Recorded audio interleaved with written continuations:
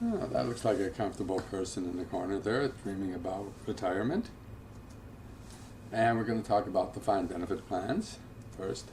Most common type of defined benefit plans. The three most common plans are pension, wherein payout benefits at retirement are guaranteed by the employer based on the plan's criteria. In other words, the plan is the key. When in doubt, look at the plan. Cash balance, where guaranteed fixed amounts or percentages is added yearly while employed based on the plan's criteria. And so we have an amount, in effect, a fixed amount we add yearly. So it might be $5,000, $10,000, again, what the plan calls for.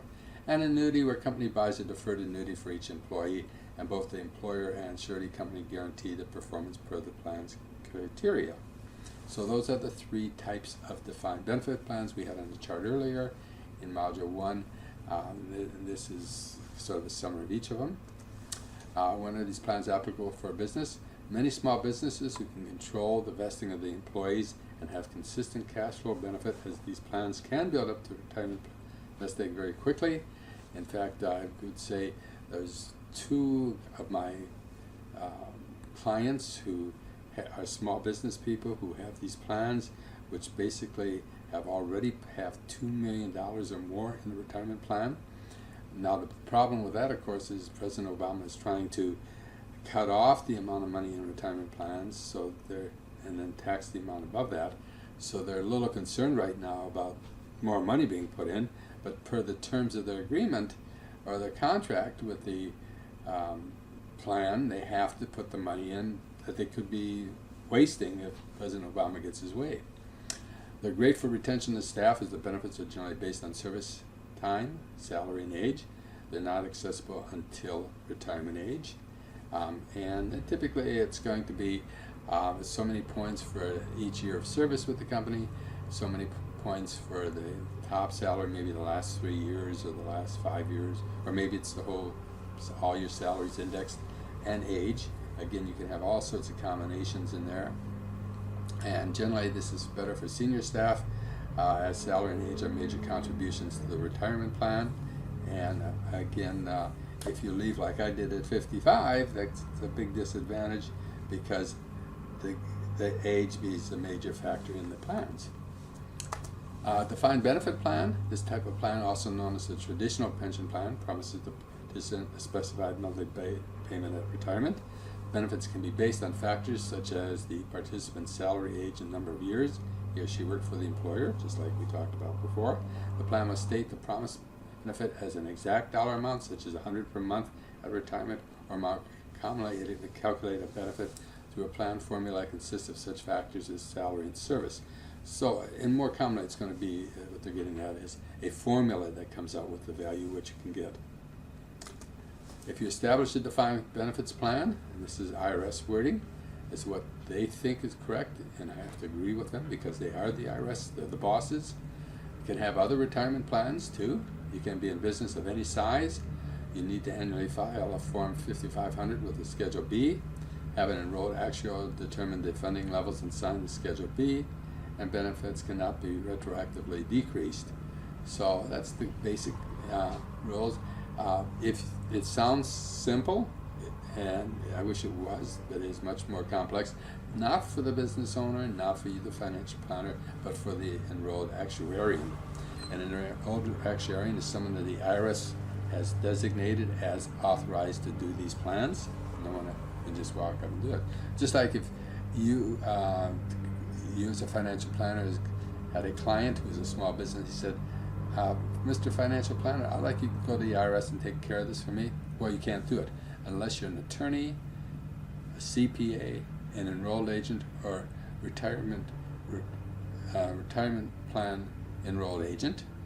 Those are the only ones who can represent companies unless you are an employee of the company. The problem with the employees of the company is they don't understand these rules, and they tend to cause problems, which means after they're done, then they have to go out and hire somebody.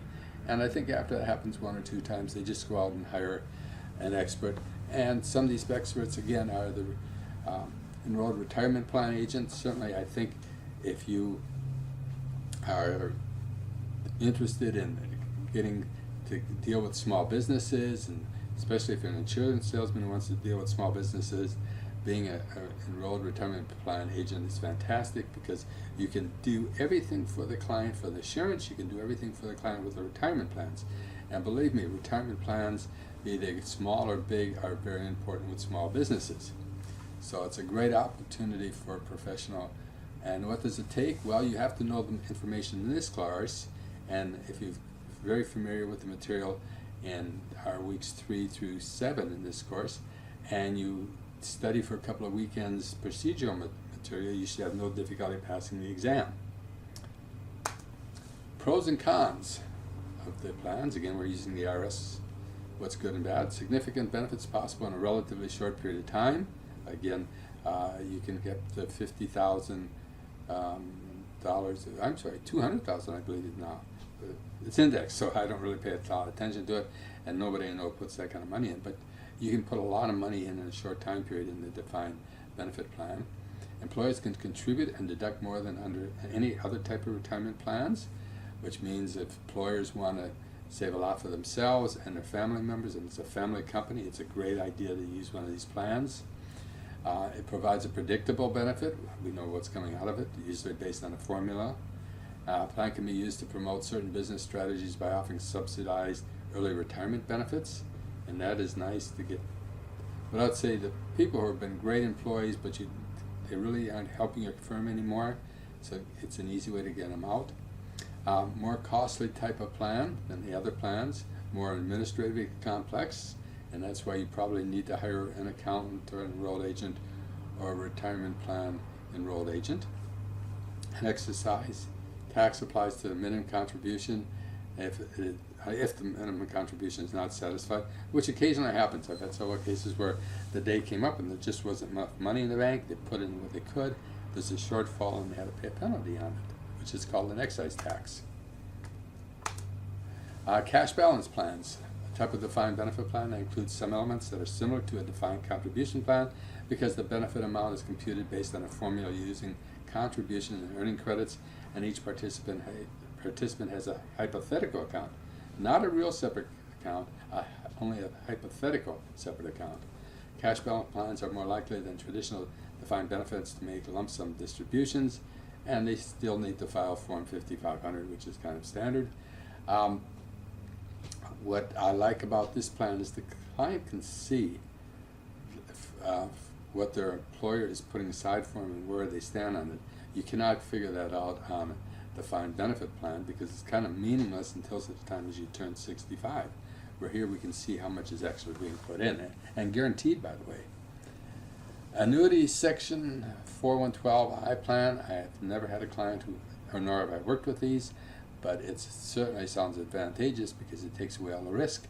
The plan is a defined benefit plan that as required by law, funded with life insurance and annuity contracts. It allows current contributions to be calculated using the guaranteed cash values and annuity purchase rates of life insurance products.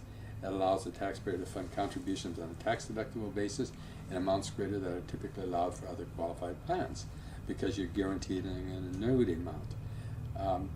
Again, although I haven't worked on these, it sounds very good for conservative people who have a good cash flow. Again, cash flow becomes very important for any of these plans because you're going to have to fund them. General rule for defined benefit plans. Who contributes? Generally, employer contributes. Sometimes employee contributions are either required or voluntary. For example, both the companies I worked at that had these type of plans required you to put 2 or 3% of your salary in to be in a retirement plan. You didn't put it in, you weren't in the retirement plan. Contribution limits. Deduction limit is any amount up to the plan's unfunded current liability. And see an enrolled actuarial for further details because I'll be talking well above what my knowledge is. Filing requirements. Annual filing of Form 5500 is required. An enrolled actuary, not an enrolled agent, needs to sign the Schedule B of Form 5500. And participation loans are permitted. That's nice about this one. For benefit plans, you can borrow. Again, if the plan allows it, and that becomes the big issue, is what does the plan allow? In-service withdrawals are not permitted.